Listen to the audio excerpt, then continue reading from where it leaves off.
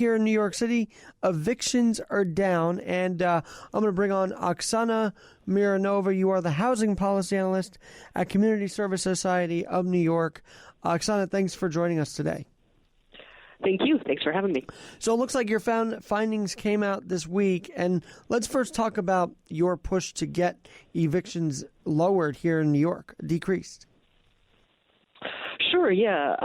So we are the Community Service Society of New York. We're an anti-poverty organization, and I work as a housing policy here. And we've been working with the Right to Counsel Coalition, first in the push to get the Right to Counsel law passed, which happened at the end of 2017. And over the last 2 years since the law has been on the books, we've been working on some research to kind of keep track of whether or not it's working, whether or not we're actually seeing an impact of the legislation on evictions. And to just kind of explain of what Right to Counsel is, it Sure. Basically the way the law works is that if you're a tenant who is facing an eviction in housing court and you earn under 200% of the federal poverty line, by 2022, every single person who fits those criteria will be eligible for a free lawyer when they get to housing court. It's because it's a pretty big change. It's being rolled out zip code by zip code, and right now it's active in 25 zip codes. Oksana, I saw stats online after this announcement was made. With legal counsel, tenants can be saved from eviction at a higher rate. Is that right? Like 30? It jumped from what, 10 or 11 to 38%? I had seen with legal counsel involved. I'm sorry, can you repeat the question? Sure. Where was the jump? So there was a jump I had seen from those who didn't have legal counsel to those who did. There's an increase when they have legal guidance and representation that keep them in the apartments and the housing complexes. Like they're avoiding evictions a lot more, which is good, I would say, with legal representation. Yeah. So the research done by the Office of Civil Justice, which is a city, basically a city department, their internal research has shown that the number of people, the share of people who get to stay in their homes when they have legal counsel has been at 84%, and that was consistent over 2 years. So that was 2018 and 2019, which is a really, like if you're thinking about statistics, it's a really good result. And that makes sense just because what our partners have seen over the course of the last decade is that often when tenants get to housing court, and the majority before the inaction of Right to Counsel didn't have a lawyer when they got to housing court. And it's a really, if you've never been in housing court, it's a really kind of chaotic place that's really confusing. Even if you're just there without facing the possibility of eviction, it's kind of like a confusing place to be in. So often what ends up happening is that tenants, landlord lawyers would either coerce or just confuse tenants to sign to basically sign documents that were not in their favor, and if they had a lawyer, they would not sign. So the kind of like the results of Right to Counsel are not surprising given that background. So you guys work hand in hand. How can people help out CSSNY, and give us more examples of why you guys exist to help those that are under the poverty, that are trying to stay in their homes to this very day? So for CSS, CSS has been around for 170 years, and mission has always been to work to basically work on both indirect service, but also on kind of like the policy level to help low-income people in the city. And the way that has looked obviously has changed over 170 years because the city has changed a lot over the past 170 years. Sure. Yeah, so this campaign seemed really important to us just because it gets at one of the very important reasons for housing instability among low-income New Yorkers. Because if you face an eviction, and if you're evicted in housing court, it sort of follows you through in your housing searches.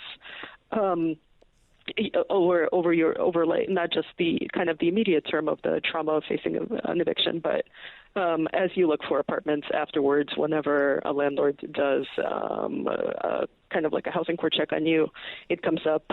Often landlords don't rent to people who have evictions, so it sort of creates this mark that follows you around. Well, has this act helped reduce homelessness? Actually, is this because we all talk about how we have to combat homelessness? Here we are, and yet it's not getting enough coverage from what I could see, that it should. This rule and the results of the law should be publicized more. Yeah, so we definitely see a reduction in evictions. I think that there's not enough data yet to say whether or not it has had an impact on homelessness, just because the process of some people who get evicted often might end up in the shelter, but the process to getting to a shelter isn't necessarily that direct for many people, where you might have an eviction in your past and you might hold through and have increasingly unstable housing situations and then end up in the shelter later. So, yeah, I think that the kind of like drop in evictions, we haven't seen the same type of drop in homelessness, but I think we need a little bit more time to make that judgment. Well, and let's talk about City Hall for a minute. Obviously, the mayor's office tweeted that these evictions went down. What's the role been? You know, in the media, he's getting a lot of heat for the homelessness crisis, but how have they been working with you guys in this effort to keep people in their homes? Well, so the administration, through the Office of Civil Justice, they're the ones who are responsible for kind of funneling the money to the Legal Services Administration, to the legal services community, to actually represent people. And I know that office has been working very closely with both the Right to Counsel Coalition, but also with groups like the Legal Aid Society, Legal Services, to basically make sure that the legal service providers have the resources they need to do their jobs within housing court. Now, personally, I know when you submit a study like this, it's got to give you a lot of hope and a lot of, excitement that, yes, we are changing a course here in New York.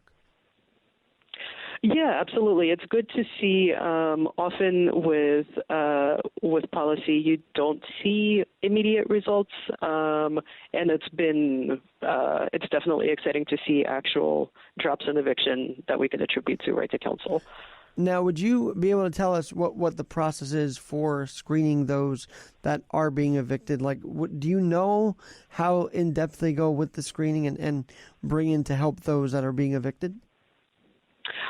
So I'm not, because I don't do legal services work, I'm not exactly sure, but I know that because it's a right to counsel, right? So it's a right.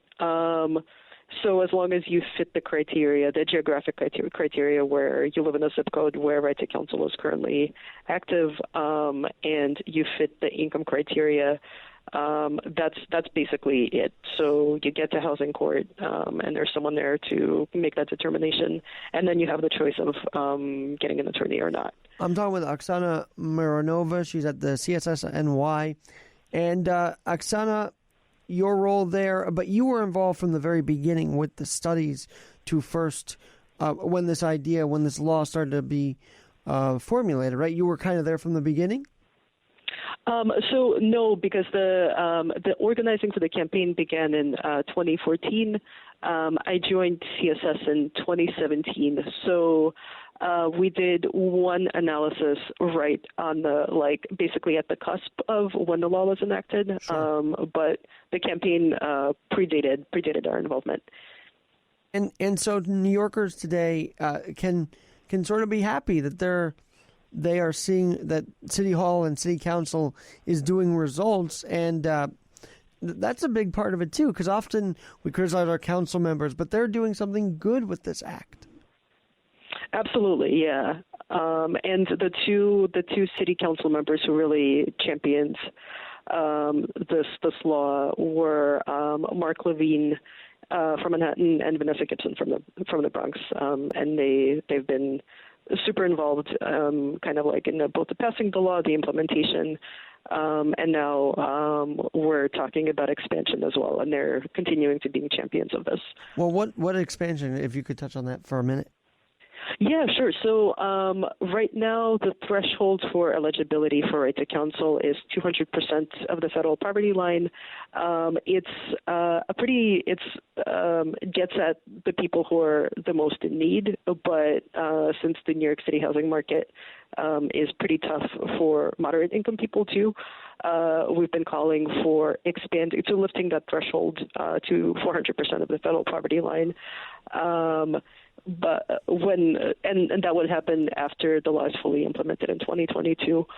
So that's kind of one part of it, and the other part of it is asking the administration and the city to provide funding for organizers to do education in communities where right to counsel is currently in place. So basically, making sure that people who might be facing an eviction in the near future know about the fact that they have this right before they get to housing court. Now, you're producing such good news, but I'm sure has your findings been criticized as well? Have you found any critics amongst reviewing your findings, or have you found pretty positive reviews of it? With this, we haven't gotten that much pushback. It's less. There's other tenant protection laws that, for example, the expansion of the rent laws that have gotten a little bit more pushback from the real estate community. With this, it's generally has been pretty positive, which is good. I mean, a family member was evicted years ago, and it just was a heartbreaking experience. And so you could tell that this is home for me, because it's like we need to reduce it the best we can. And opinion-wise, I'm not a big fan of the way landlords conduct their business. I don't know if you cover that in studies, the way landlords operate, but I'm sure you can attest to that sentiment as well. Yeah. So with the kind of the set of data that we're working with, it's really it's pretty narrow, so we can't get at landlord behavior that much just because it says was a person evicted in this zip code or not. So that's kind of the shape of the data that we're working with. But we work with a lot of through the coalition. We work with a lot of tenant organizers who do actual work on the ground. And there's absolutely landlords who try to clear buildings by just filing evictions for every single person in their building, whether or not they have done anything wrong, to basically force people out. So it's definitely there as well. Let me ask you this. Are there any complementary data that you are working on as well, or studies working in side by side with this eviction study? So this is the work, the report that we put out is based on executed evictions. So that's evictions that actually go through the process in housing court and in an official eviction where a marshal comes to a person's house and takes their stuff out.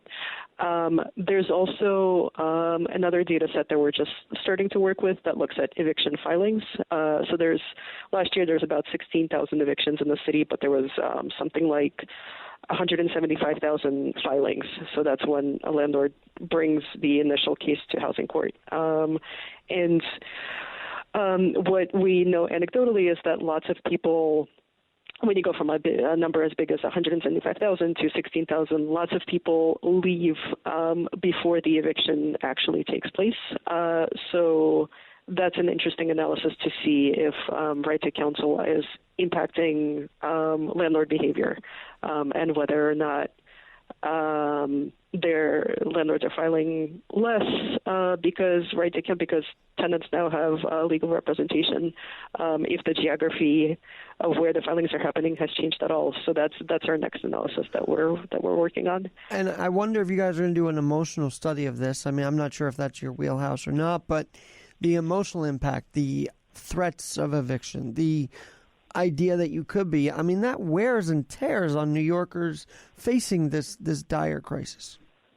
Absolutely, yeah. Unfortunately, we don't have the capacity to do that because that's a quantitative study that you basically need like a staff of interviewers to go out and do that type of work. But yeah, I mean, that is it's something that's often difficult to measure, but is at the forefront of all of this.